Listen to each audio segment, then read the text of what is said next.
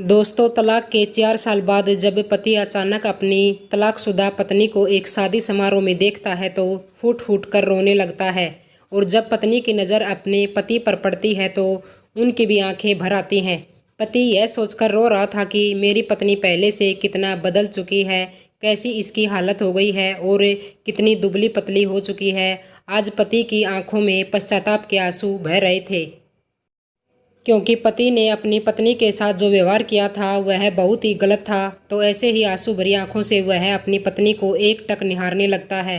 और जब पत्नी ने यह नज़ारा देखा कि उनके पति की आंखों से आंसू लगातार बहता जा रहा है तो वह उनके पास जाती है और कहती है कि क्या हुआ। तो पति अपनी पत्नी के पूछने पर रोने लग जाता है और कोई जवाब नहीं देता। फिर थोड़ी देर बाद बोलता है कि मुझे तुमसे कुछ बातचीत करनी है। तो दोस्तों, यह कहानी शुरू करने से पहले आप सभी से एक छोटा सा रिक्वेस्ट है, वीडियो को लाइक कर दीजिए और चैनल को सब्सक्राइब कर लीजिए।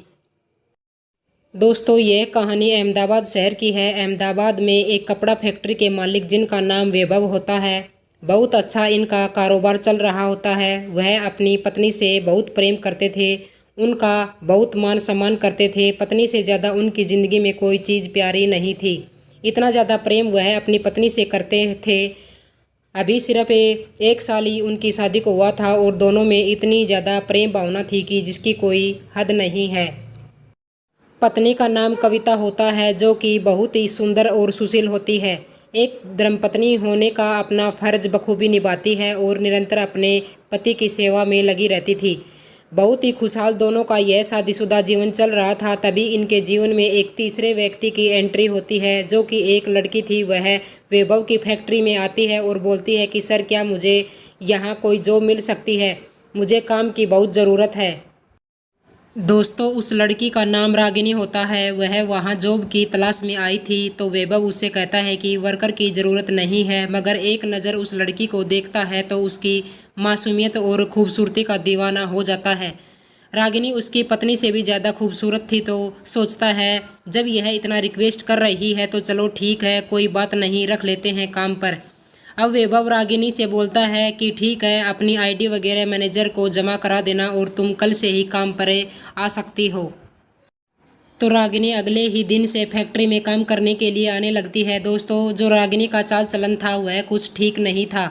वह खूबसूरत तो थी ही, वैभव धीरे धीरे उसे प्यार करने लगता है। जब इस बात का अंदाज़ा रागिनी को चलता है कि सर मेरी अदाओं पर फिदा हो चुके हैं तो वह और भी ज़्यादा संवरने लगती है। इसके बाद वैभव और भी ज़्यादा रागिनी के पीछे दीवाना हो जाता है। इनके नज़दीकियाँ बहुत हद तक बढ़ जाती हैं। वैभव रागिनी के साथ रहने लगता है। यह सिलसिला कुछ टाइम तक ऐसे ही चलता रहता है। लेकिन वैभव की पत्नी कविता को इस बात की जरा भी भनक नहीं थी कि आखिर वहाँ फैक्ट्री में चल क्या रहा है। लेकिन जब वैभव अपनी पत्नी के साथ फैक्ट्री में पहुँचता है, फैक्ट्री में पूजा पाठ करने के लिए, तो वैभव की पत्नी कविता रागिनी को देखकर दंग रह जाती है। और रागिनी बहुत सज धज कर आज फैक्ट्री में आई हुई थी। उसे देखकर ऐसा लग रहा था कि जैसे रागिनी फैक्ट्री की मालकिन हो। तो कविता जब यह सब देखती है और अपने पति का भी जो लगाव देखा रागिनी की तरफ है, तो कविता को यह सब बिल्कुल भी अच्छा नहीं लगता है। पूजा खत्म होने के बाद सभी लोग घर आ जाते हैं। त्योहार का समय था तो कविता 3-4 दिन शांत बनी रही। लेकिन फिर बाद में वैभव से कहती है, देखो वैभव, हमारी फैक्ट्री में जो लड़की रागिनी जॉब करती है, मुझे उसकी चाल चलन कुछ ठीक नहीं लगता है। आप ऐसा करिए, उसे जॉब से हटा दीजिए, उसकी जगह किसी और वर्कर को रख लेना। तो वैभव कहता है, नहीं नहीं कविता, ऐसा नहीं हो सकता है। मैं बिना किसी वजह से ऐसे अपने वर्कर्स को नहीं निकाल सकता। फैक्ट्री के लोगों का हमसे विश्वास हट जाएगा। वह बातों को घुमा फिरा कर टाल देता है, लेकिन कविता अपनी बात को लेकर फोर्स करती है। तो दोनों पति पत्नी के बीच लड़ाई झगड़ा हो जाता है। कविता उसे कहती है कि वह आपके यहाँ काम नहीं कर रही, बल्कि आप उसकी गुलामी कर रहे हो। कविता गुस्से में वैभव को बहुत कुछ बोल देती है। जो कुछ भी उसने लोगों से सुन रखा था, आज अपने दिल की हर बात वैभव से बोल देती है।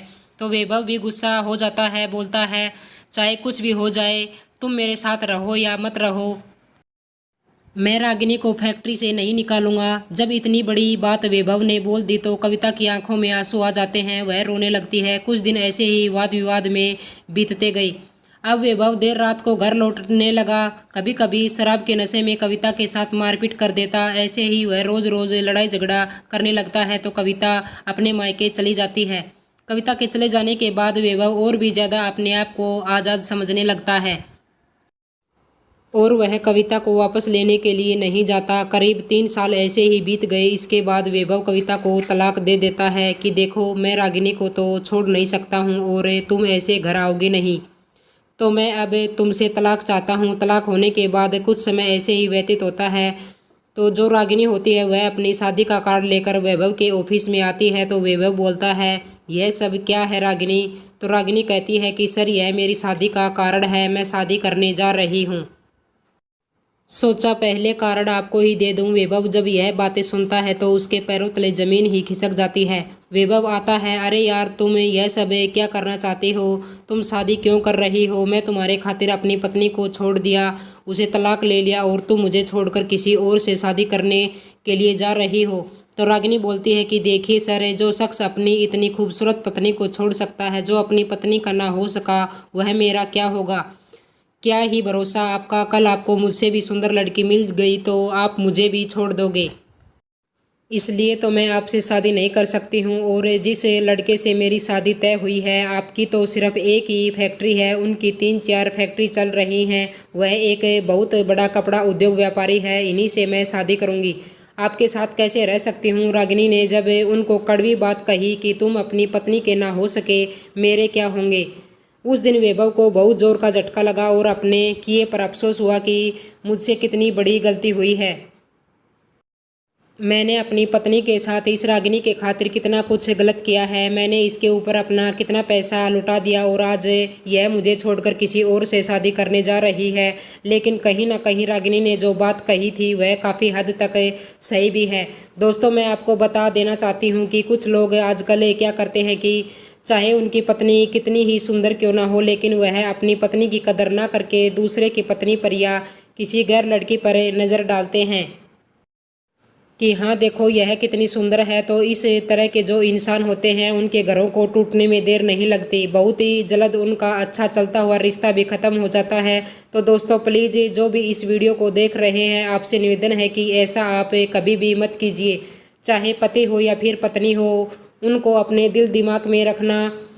उन्होंने आपके साथ 7 फेरे लिए हैं, अग्नि को साक्षी मानकर जीने मरने की कस्में खाई हैं, वही आपके हर सुख दुख में साथ रहेंगी। इस खूबसूरती के चक्कर में आप अपने जीवन को खराब ना करें। किसी लड़की के चक्कर में पड़कर अपने शादीशुदा जीवन को खराब ना करें। तो दोस्तों, अब वैभव को बहुत दुख होता है, वह बहुत परेशान हो जाता है और रोने लगता है। समय ऐसे ही बीत रहा था। एक दिन किसी रिश्तेदारी में शादी समारोह का निमंत्रण आता है। वैभव अपने माता पिता के साथ शादी को अटेंड करने के लिए जाता है। वहीं पर उसकी तलाकशुदा पत्नी कविता भी आई हुई थी, उसकी फैमिली को भी इनविटेशन आया हुआ था। दोनों ही इत्तेफाक से शादी में आए हुए थे और वैभव जब कविता को देखता है तो बहुत ही भावुक हो जाता है और रोने लगता है। इस समय कविता की नज़र भी वैभव पर पड़ती है। वह उसे रोता देख उसके पास आती है और बोलती है कि क्यों रो रहे हो? तो वह उससे बात करने के लिए बोलता है। दोनों पास में ही एक टेबल पर जाकर बैठते हैं। दोनों एक दूसरे से बातचीत करने लगते हैं। तो वैभव अपनी पत्नी से पूछता है कि कैसी हो तुम्हें? तो कविता कहती है कि मैं कैसी भी हूँ, आपको क्या मतलब है? आप तो अब किसी और के हो चुके हो, हमारा तो तलाक भी हो चुका है। तो दोस्तों, वैभव रोने लगता है और बोलता है कि मुझे माफ़ कर दो कविता, मैंने उसकी खातिर तुम्हें छोड़ दिया और वह मुझे धोखा देकर चली गई। उसके पीछे मैं अपनी हंसती खेलती ज़िंदगी को बर्बाद कर लिया।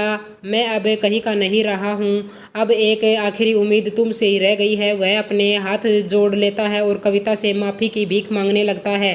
कहता है कि मैं माफ़ी के लायक तो नहीं हूँ, लेकिन भगवान के वास्ते मुझे माफ़ कर दो। तो कविता कहती है कि अरे रुकिए, बस भी करिए, कोई बात नहीं, रोना बंद करो, जो हो गया सो हो गया। तो दोस्तों, वैभव कविता का नंबर ले लेता है और घर चला जाता है। अब घर जाकर वही सब बातें उसके दिमाग में घूमने लगती हैं। कविता का चेहरा उसकी आंखों में समा गया था। वह इंतजार करने लगता है कि काश मेरी पत्नी मुझे सिर्फ एक बार कॉल कर ले। ऐसे ही 3-4 दिन बीत जाते हैं। फिर कविता का कॉल आता है और वैभव तुरंत से कॉल उठाता है और भावुक हो जाता है। बोलता है, कि थैंक यू सो मच यार, तुमने मुझे कॉल कर लिया, मैं तुम्हारी ही कॉल का बेसब्री से इंतज़ार कर रहा था। तो कविता कहती है कि हाँ, तभी तो आपने पहली ही घंटी पर फ़ोन उठा लिया, लेकिन आप क्यों इतना इंतज़ार कर रहे हो। तो वैभव कहता है कि कविता, शायद तुम नहीं समझ पाओगी, मेरे अंदर जो पश्चाताप है इसको सिर्फ मैं ही जानता हूँ। मैं तुम्हारे साथ कितना गलत किया है, मैं अपनी की गई सभी गलतियों को सुधारना चाहता हूँ, तुमसे एक बार मिलना चाहता हूँ। तो कविता कहती है ठीक है, हम मिल लेते हैं, इसमें कौन सी बड़ी बात है। मैं तुम्हारी तरह नहीं हूँ जो किसी की एक बात भी न सुनूं। अब वह दोनों एक पार्क में मिलने के लिए जाते हैं। वैभव पार्क में पहुँचता है। उसके पहुँचने के कुछ देर बाद कविता भी वहाँ आ जाती है। तो वैभव कविता का हाथ अपने हाथों में लेकर कहता है कि कविता, क्या हम एक बार फिर से अपने जीवन की नई शुरुआत कर सकते हैं। तो कविता कहती है कि मैं तो आपको हमेशा से ही अपना पति परमेश्वर के रूप में मानती रही हूँ, लेकिन आपने ही किसी दूसरे के चक्कर में आकर हमारे साथ गलत व्यवहार किया है। आप मुझे तंग रखने लगे, मेरे साथ आए दिन मारपीट करने लगे, गाली गलौज करते रहे, शराब पीकर आने लगे, मेरी कोई कदर नहीं की। सिर्फ उस लड़की के चक्कर में आपने मुझे तलाक भी दे दिया। तो वैभव फिर से हाथ जोड़कर माफ़ी मांगने लगता है कि जो कुछ मैंने किया मैं उस पर बहुत शर्मिंदा हूँ, मुझे माफ़ कर दो, एक मौका प्लीज़ मुझे मेरी गलतियों को सुधारने का दे दो, हम अपने जीवन की एक नई शुरुआत करेंगे। अब वैभव कविता की तरफ अपना हाथ बढ़ाता है और कविता भी वैभव का हाथ थाम लेती है और कहती है कि मैं आपके साथ रहने के लिए तैयार हूँ। अगर आप वाकई में बदल गए हैं तो अब दोनों पति पत्नी मंदिर जाते हैं और शादी कर लेते हैं और फिर से अपनी ज़िंदगी की नई शुरुआत करते हैं। तो दोस्तों, आपको यह कहानी कैसी लगी मुझे कमेंट करके ज़रूर बताएं। वीडियो को लाइक कर दीजिए और चैनल को सब्सक्राइब कर लीजिए।